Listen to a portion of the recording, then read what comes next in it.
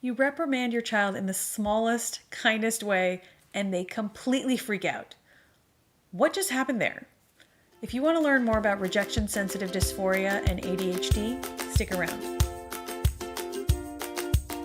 Hi everybody, welcome back to Project Happy Home. For those of you who are new here, I'm Tanya, a doctor, lawyer turned homeschool mom of 3 kids ages 11, 8, and 6. If you are interested in videos about secular homeschooling a child with ADHD, and living a more essentialist lifestyle, you have come to the right place, so be sure to hit that subscribe button down below. If you don't want to miss any of the other videos in this ADHD Parenting 101 series, be sure to hit that notification bell as well. In today's video, I am collaborating with my good friend Danielle over at TakeCareMama again, and we are going to be exploring the concept of rejection-sensitive dysphoria, or rejection sensitivity dysphoria.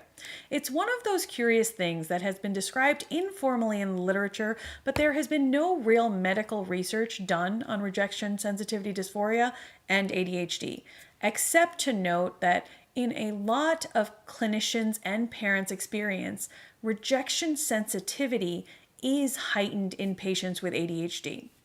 That connection has been given that name, rejection sensitivity dysphoria. Dysphoria comes from a Greek word that basically means too difficult to bear, too much pain to endure. So when we talk about rejection sensitivity, that is classified in the DSM-5. It is described as an overreaction almost, or an oversensitivity to a painful stimulus, an emotionally painful stimulus. So for example, all of us have a negative reaction and a stress response to being rejected, to being scolded, to being left out or teased. When we experience a negative emotional event, we do have a negative emotional response to it. That is literally what human interaction is all about. We are generally sensitive to feeling rejected. When we perceive that we are rejected, we feel it acutely. However, in some people, particularly in people with ADHD, this feeling, this natural emotional response is heightened to a point where they feel dysphoric about it, where it feels like a pain that is too much to bear.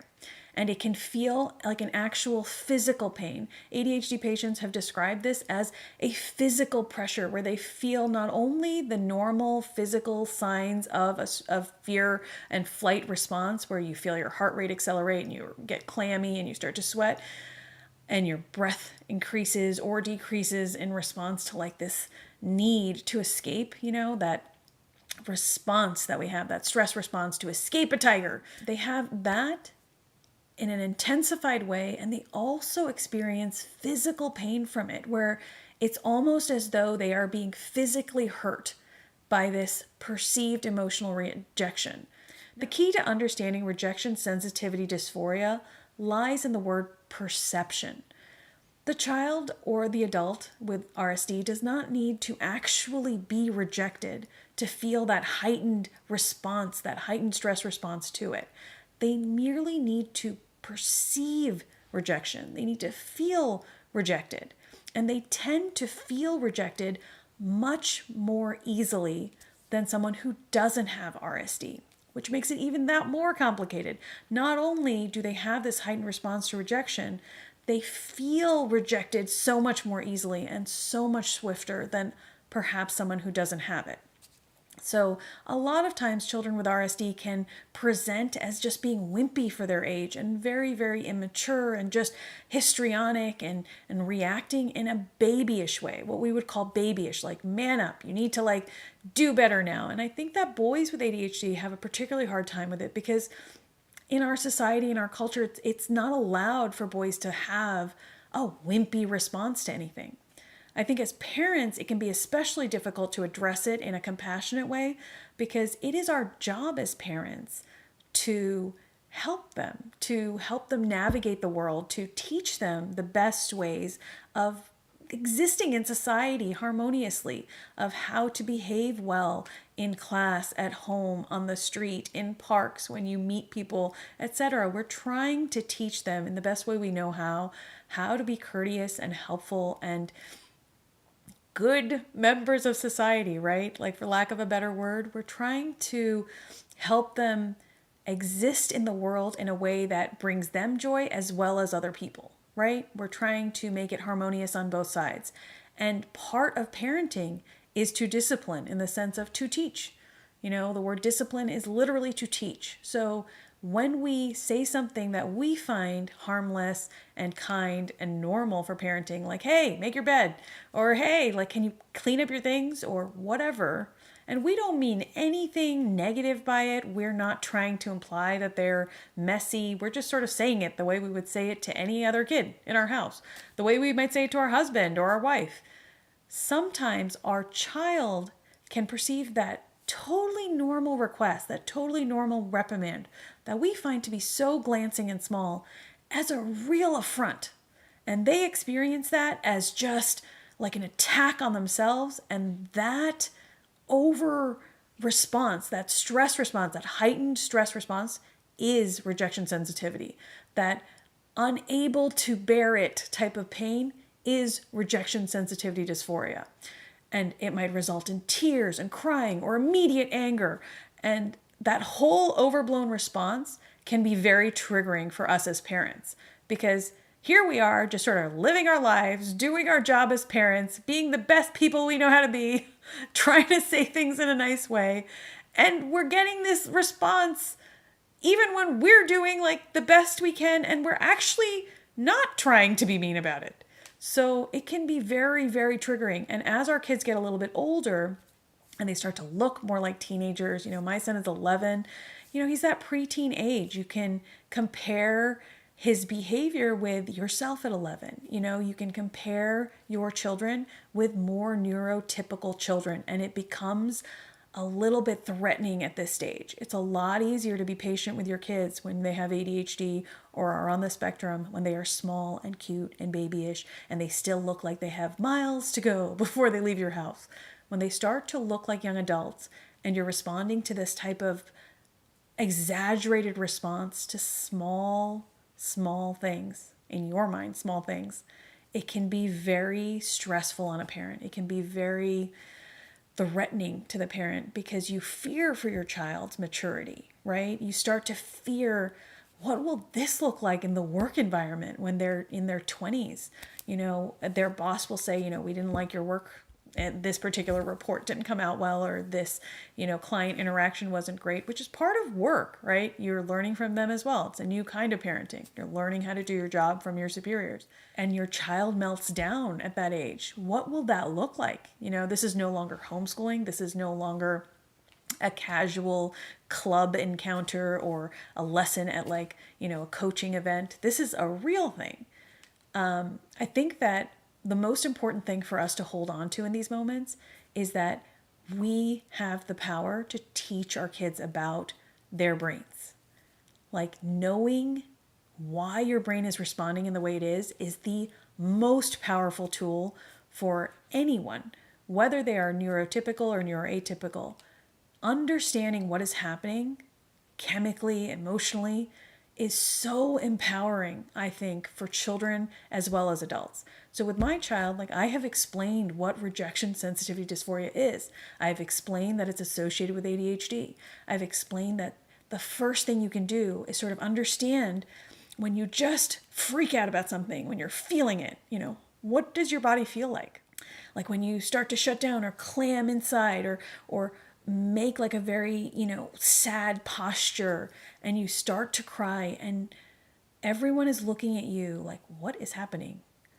Notice in your own body what is happening.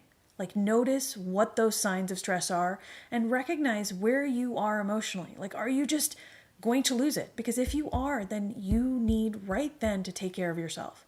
Like, you need to figure out a way to remind your brain that this is not a tiger. This is not a tiger. It is not. It's like the same thing we parents have to do when our children trigger us.